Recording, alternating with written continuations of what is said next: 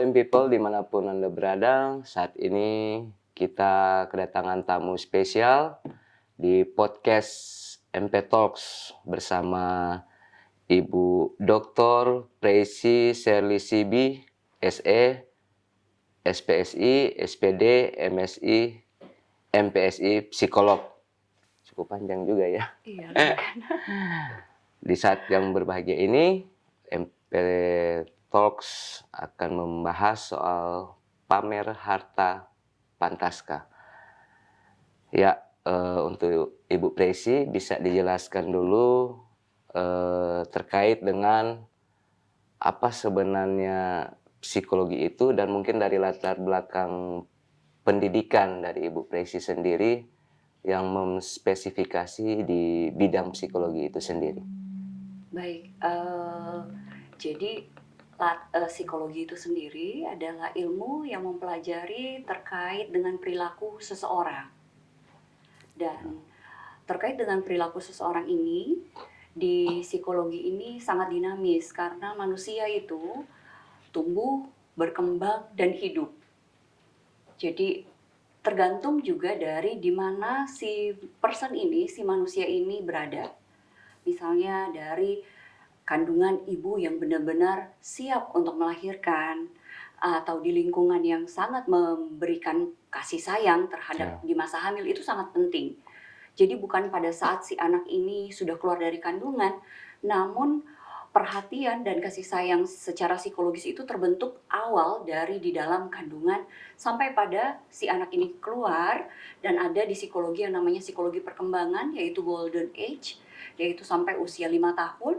Itu akan terekam baik di otak si anak ini apa yang terjadi pada masa itu, dan dia akan rewind lagi pada saat dia sudah masuk di usia dewasa. Kemudian masuk masa pertumbuhan, memerlukan lingkungan yang benar-benar tertib, benar-benar aman, dan disitulah yang banyak sekali fenomena terjadi, pelecehan, kekerasan, anak tidak menerima hak, seperti itu. Kemudian dia masuk di masa remaja, juga ada di masalah-masalah psikologis di situ, yaitu masa pubertas. Anak tidak dipersiapkan terkait dengan seks oleh orang tua yang merasa masih tabu dan lain-lain. Kemudian masuk di usia produktif, itu juga saya hanya mengangkat masalahnya ya ini. Yeah. Tapi banyak hal-hal positif yang terjadi, namun masalahnya anak di usia produktif, ada beberapa budaya dari di Sulawesi Utara bahwa biar juga siang di rumah biar nggak ada apa-apa, mar ada di mama di papa. Jadi anak tidak dipersiapkan untuk bekerja secara mandiri. Oh ya, terima kasih. kasih. Kemudian di usia bekerja dan berkeluarga, nah itu peran. Itu secara psikologis, itulah yang dipelajari di ilmu psikologi, yaitu psikologi perkembangan. Ya, dari satu sisi itu mungkin yang Ibu Presi itu kan barusan sebagai lulusan terbaik ya. Lulusan terbaik Universitas 17 Agustus Surabaya.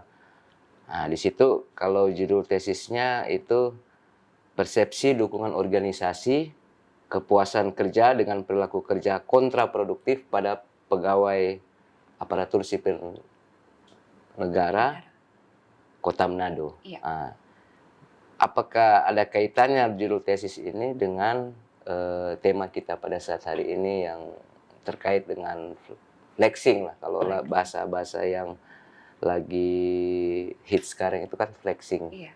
Ya, flexing itu ya kira-kira gimana hubungannya antara judul tesis itu dengan pamer harta itu sendiri, flexing khususnya. Oke, baik. Jadi kenapa saya mengambil tempat penelitian di Kota Manado? Karena pada saat itu saya diberikan tugas izin praktek gitu ya, kayak KKN gitu di Kota Manado saat itu, di Kota Manado ya, di pemerintahan. Kemudian saya melihat bahwa banyak sekali terjadi kontraproduktif, yaitu di masa waktu kerja ada beberapa yang tidak bekerja, ada beberapa di waktu untuk apel tidak melakukan apel gitu dengan alasan, tapi bukan berarti tidak ada alasan, namun ada informasi atau ada alasan sakit, terlambat, maaf, ada kedukaan dan lain-lain. Saya meneliti hal tersebut dengan membuat banyak sekali skema pertanyaan. Apakah ini adalah bagian dari kejujuran? Atau apakah pernah melihat bahwa satu konteks organisasi yaitu pemerintah Kota Manado itu sebenarnya tidak memerlukan SDM ini gitu. Jadi memang cukup ekstrim penelitian saya karena memang apa ya, yang menjadi tanggung jawab saya terkait dengan hasil penelitian ini adalah bagaimana pemerintah bisa ada partisipasi penuh terhadap kesejahteraan dari SDM yang kerja ini. Jangan sampai malahan kita udah banyak nih ASN namun tidak ada kinerja-kinerja yang produktif dari si ASN ini karena akan menyangkut dengan kesehatan mental di dalamnya. Nah, kalau mau dikaitkan dengan flexing, yang saya lihat di Kota Manado, memang saya tidak meneliti hal ini ya, Pak Philips. Namun yang saya melihat, mereka berusaha keras mengikuti larinya Pak Wali Kota dan Pak Wakil Wali Kota. Jadi yang saya lihat, karena saya juga beberapa kali mengikuti rapat dan saya beberapa kali menjadi tim seleksi dipercayakan Pak Wali Kota dan Pak Wakil Wali Kota, saya melihat bahwa SDM yang ada makanya jadi yang terbaik karena saya melihat benar gitu. Sebenarnya saya agak ekstrim akan melihat sesuatu yang tidak benar yang ada di dalam sini. Namun yang hasil penelitian setelah dimasukkan dan dinominalkan, kemudian dimasukkan dalam rumusan dan teori-teori, hasilnya benar bahwa orang-orang ini lagi berusaha, yang ada saat ini yang produktif lagi berusaha mengikuti gaya kerja kecepatan dari pimpinan dari Kota Manado, Pak Wali Kota dan Pak Wakil Wali Kota. Itu hasil real. Nah, itu hasil tidak bisa saya saya rubah karena itu langsung masuk online saat itu. Jadi di masa online ini pada saat saya studi itu ada minus dan kurangnya juga. Jadi minusnya adalah saya bisa tetap bersama keluarga di Manado dengan online. Namun plusnya itu ya. Jadi saya masih berada di sini, saya bisa melakukan kegiatan PKK saya dan lain-lain. Namun minusnya itu, Pak, saya melakukan penelitian itu dengan Google dokumen online. Jadi pada saat saya memasukkan semua data, Prof sudah langsung membacanya secara live. Saya tidak bisa otak-atik. Ada beberapa kali hasil penelitian saya itu invalid karena data real yang saya masukkan. Kemudian beberapa kali saya diuji, saya bilang data saya seperti ini. Oh, nggak bisa Bu Pre. Kalau invalid artinya data yang ada sama kamu itu tidak bisa dipertahankan gitu. Kamu harus membuat penelitian baru. Tepuk jidat toh Pak Felix. Kalau penelitian baru umur berapa kita kelar kuliah? Tapi saya tidak ada kepikiran, nah ini karakter. Kejujuran itu penting. Jadi saya memastikan ke Prof, yang pertama, kalau saya disuruh penelitian lagi, artinya saya harus menambah 1 semester. Dan itu mungkin bagi saya tidak mudah, karena umur saya, tanggung jawab saya selama ini, dan masa pandemi sudah selesai. Kalau saya disuruh stay di Surabaya, saya mohon izin. Saya akan melihat prioritas saya, yaitu anak-anak. Oke, itu. Seperti itu. Baik, kalau dari sisi itunya ya memang kita sudah melihat bahwa Ibu Presi ini dengan segala macam kompetensi yang ada, khususnya di bidang psikologi itu memang sudah terukur dan kira-kira melihat fenomena yang terjadi saat ini untuk fenomena flexing baik di Indonesia dan mungkin ada di Sulawesi Utara secara khusus dikaitkan juga dengan kejadian yang baru-baru terjadi di jajaran Kementerian Keuangan. Ya, kira-kira bagaimana pendapat Ibu Presi ini fenomena flexing ini yang merambah pejabat dan anak dan keluarganya di mata seorang psikolog yang flexing ini? Baik, jadi saya sudah membaca beberapa jurnal terkait dengan flexing ini ya, jurnal internasional terutama. Dia sudah pernah diteliti di jurnal Social Psychology ya, di university di Eropa. Jadi ada 3 aspek terkait dengan flexing ini menurut psikologi yang mengambil data tersebut. Yang pertama, person yang memposting itu adalah dia merasa dia tidak diperhatikan. Hasil penelitian mereka ya di Eropa ya, kita belum membuat penelitian yang ada di Indonesia. Jadi dia mau diperhatikan dengan cara apa yang dia punya saat ini. Namun dia melupakan core dari kalau udah diposting, ini apa dampaknya? Enggak. Jadi dia hanya sampai di dasar saja, ketidaktahuan jadi situ. Ketidaktahuan. Yang kedua, dia tidak dilatih empati dari rumah. Ya. Karakternya tidak terlatih karena pada saat seseorang itu dilatih empati, yang tadi yang seperti saya jelaskan dari awal, di psikologi itu ada psikologi perkembangan gitu. Nah, pada saat dia dilatih empati, dia tidak akan mau up sendiri, ada diri saya sendiri gitu. Tidak mau cari panggung, tidak. Kalau dia dilatih empati, pasti dia akan berbaur gitu, lebih down to the earth. Ya, dia tidak akan kepikiran, oh kalau saya posting ini saya akan wow gitu, enggak. Pasti dia akan sembunyiin bisa nggak sih? Nggak kelihatan bisa nggak sih? Jadi lebih ngumpet, lebih merasa yang lain nggak ada, mikirin yang lain gitu. Jadi yang lain mungkin kalau lihat saya seperti ini nanti mereka minta ke orang tuanya, jadi akhirnya jadi seperti apa ya? Nggak nyaman mungkin bagi orang tua yang tidak mampu. Jadi lebih memikirkan orang lain daripada dirinya sendiri. Yang ketiga, ternyata si orang ini itu salah berpersepsi terkait dengan media sosial. Harapannya orang-orang akan fokus sama dia, tapi pada kenyataannya tidak. Ini hasil penelitian Eropa ya. Pada kenyataannya orang-orang bete sama orang yang posting kayak gitu. Kenapa sih? Di atas langit masih ada langit. Gitu. Jadi tidak seperti yang diharapkan.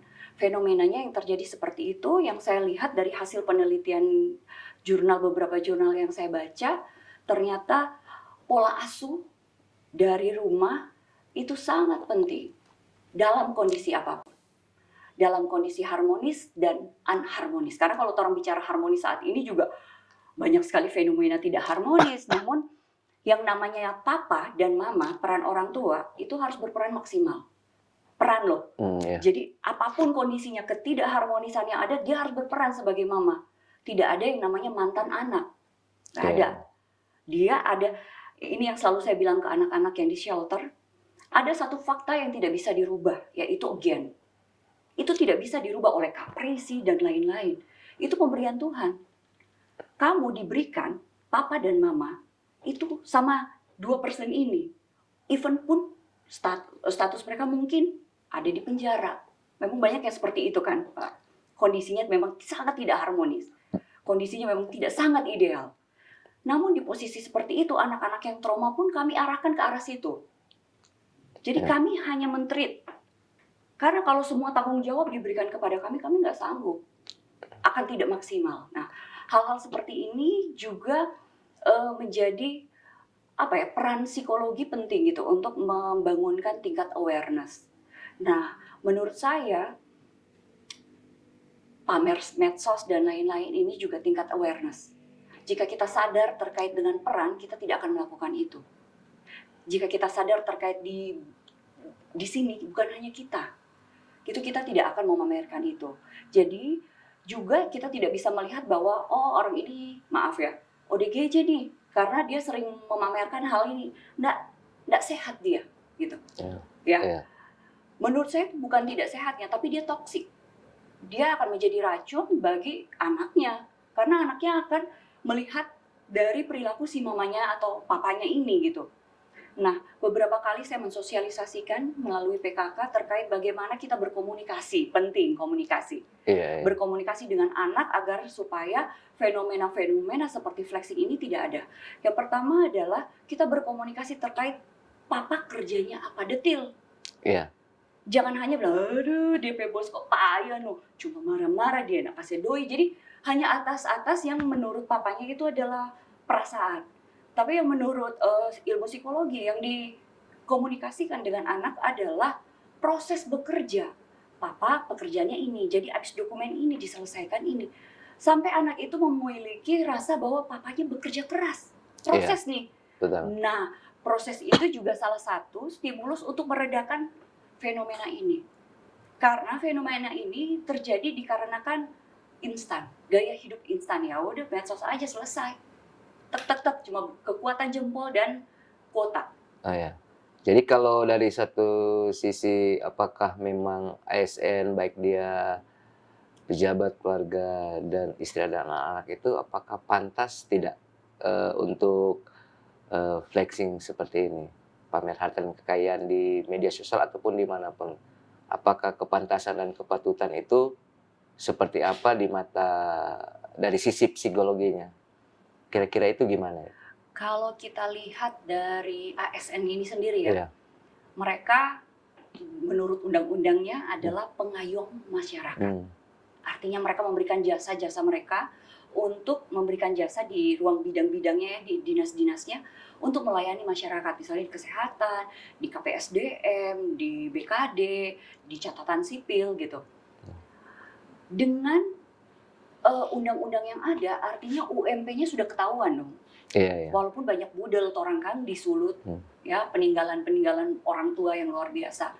Namun menurut saya tidak wajar jika inti dari flexing ini diupload atau dilihat banyak orang, karena nggak ada nilai edukasi sama sekali, gitu. Dan sorry to say, banyak yang punya lebih dari itu pun tidak melakukan hal itu, gitu. Jadi masih ada langit di atas langit ya. Itu dia, Pak.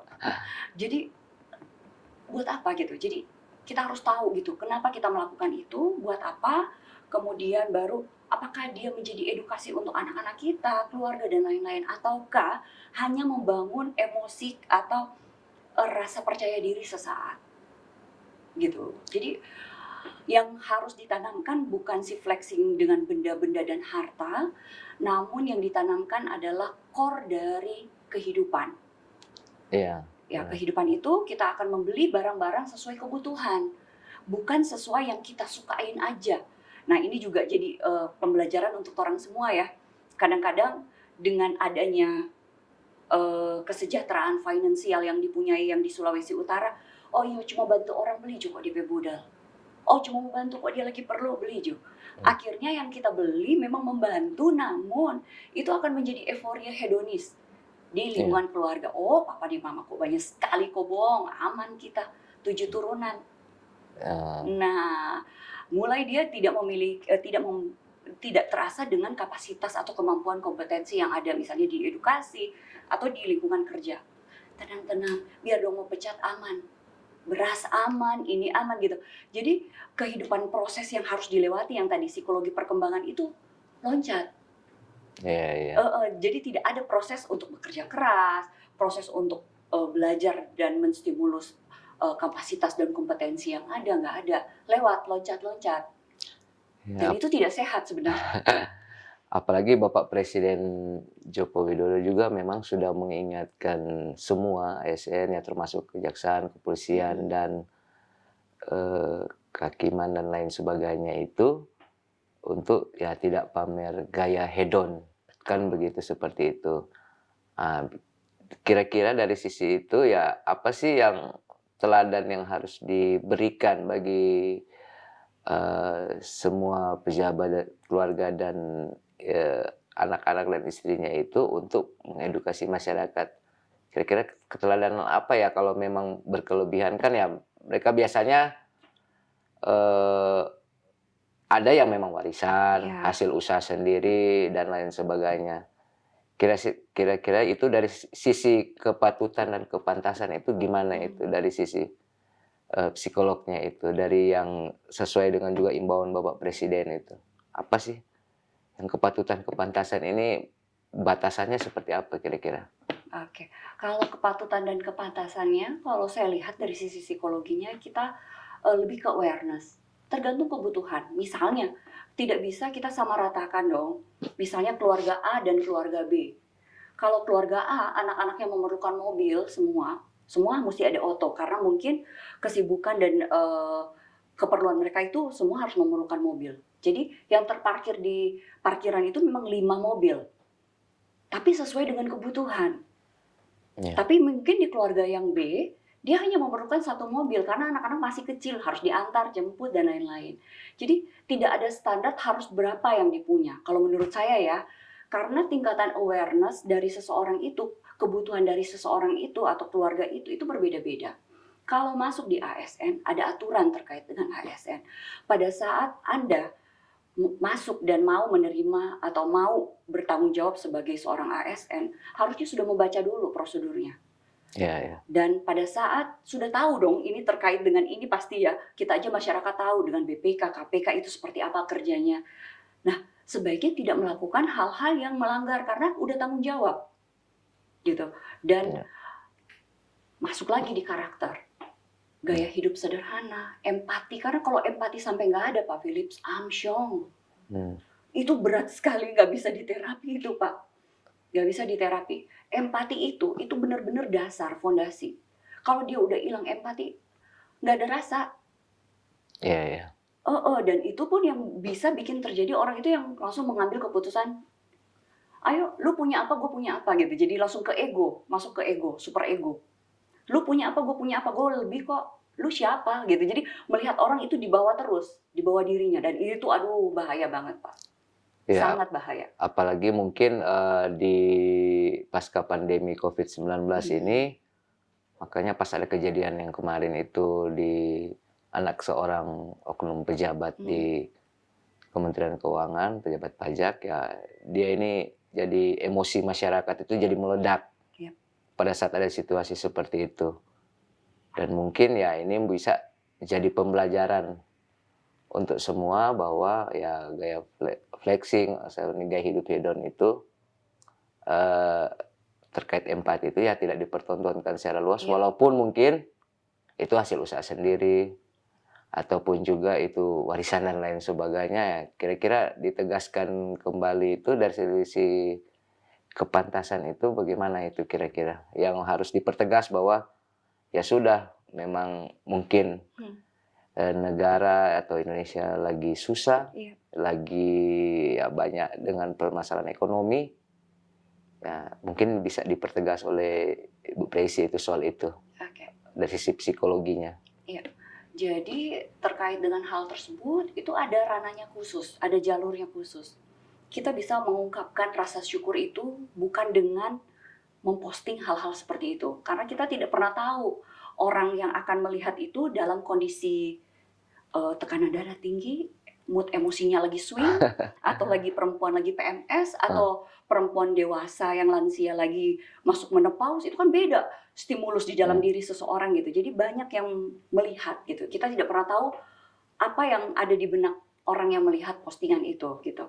Namun sebaiknya tidak dilakukan postingan-postingan terkait dengan gaya hidup yang seperti itu, karena beberapa orang ya yang sudah sukses, saya melihat di beberapa podcast juga bahwa mereka melihat bahwa kalau saya zaman saya gitu, ini kata pembisnis, salah satu pembisnis, kalau zaman saya mau benar-benar jadi orang kaya. iya, Kalau zaman sekarang mereka mau bergaya hidup orang kaya, jadi seakan-akan kaya kayak tapi enggak menurut si standarnya si bapak pengusaha yang sudah sukses dan sudah senior ini gitu. Jadi memang kita harus dapat core-nya gitu, ya, kita ya, harus dapat intinya gitu, inti dari hidup ini. Jadi apakah inti dari hidup adalah memperlihatkan hal itu semua yang mengakibatkan mungkin ada orang sakit hati atau ada orang yang gini.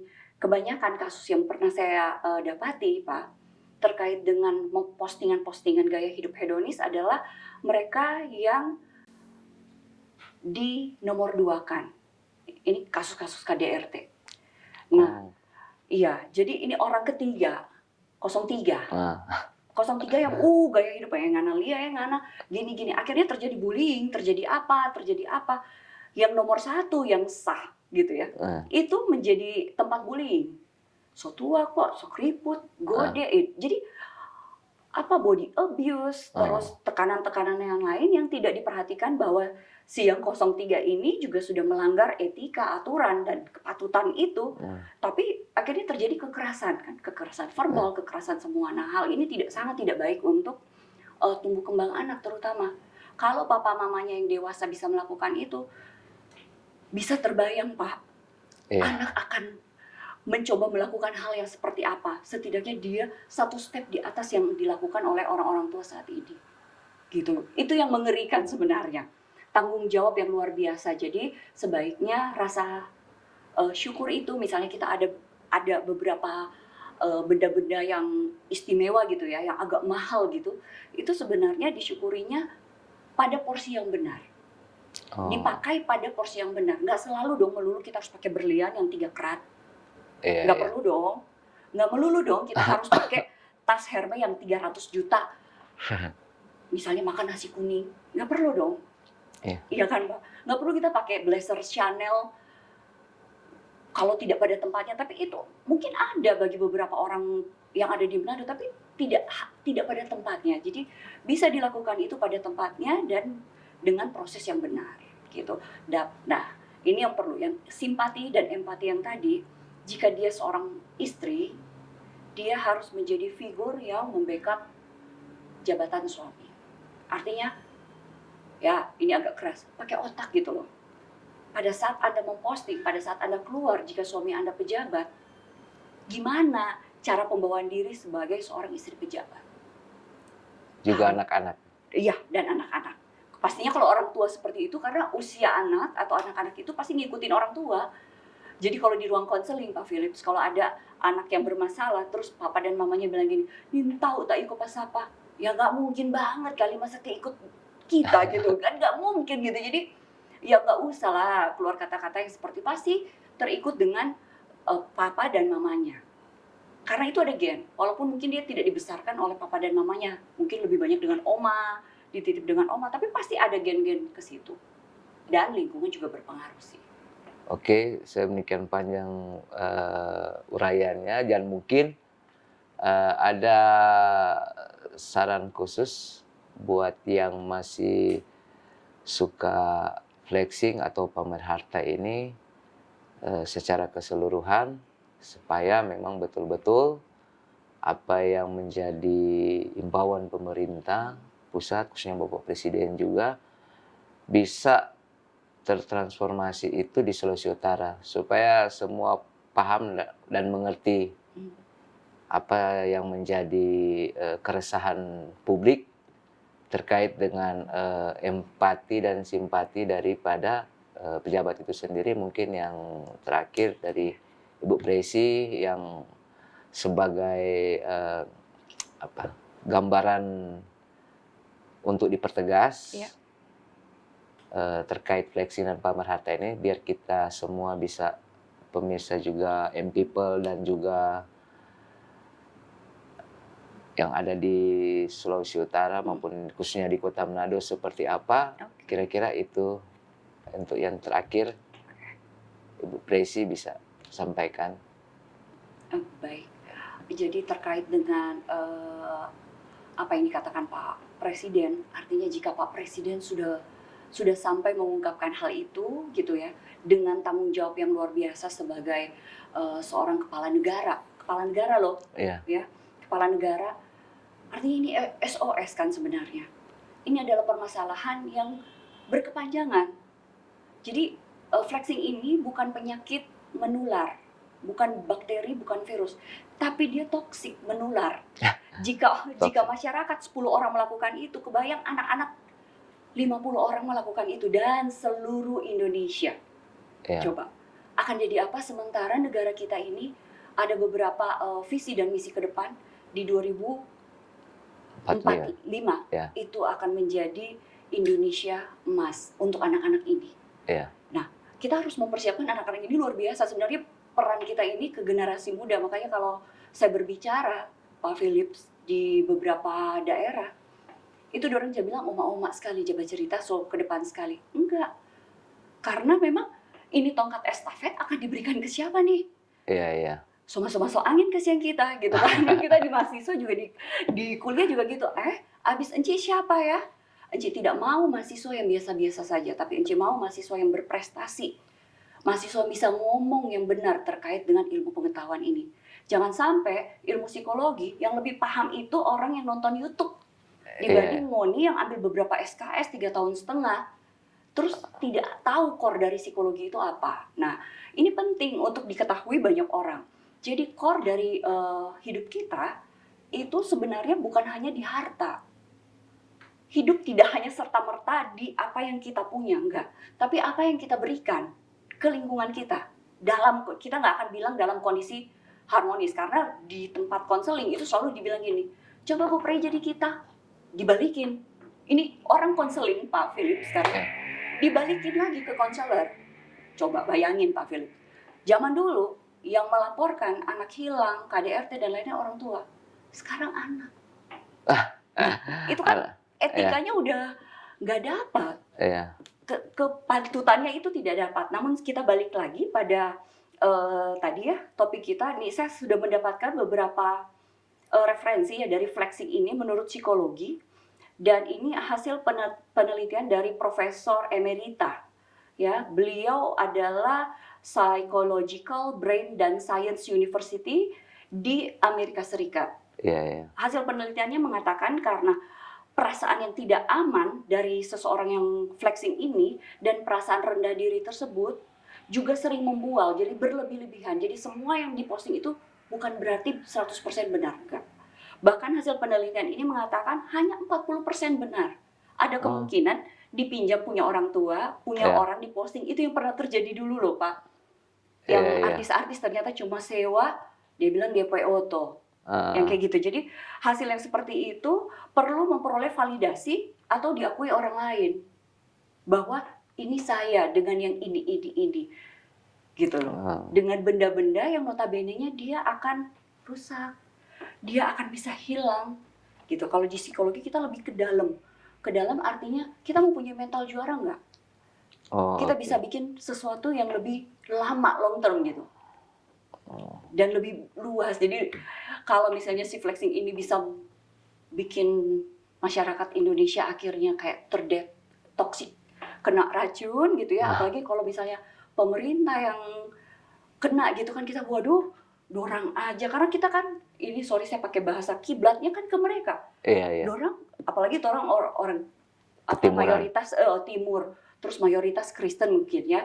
Jadi pemerintah adalah wakil Tuhan di dunia, itu kata Alkitab kan.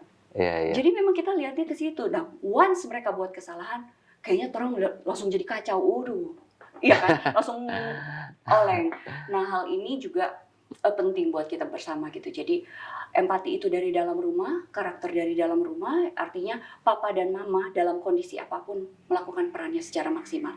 Ajarin terkait proses ke anak, ajarin terkait siapa pencipta, itu penting. Jadi ada yang namanya kecerdasan spiritual.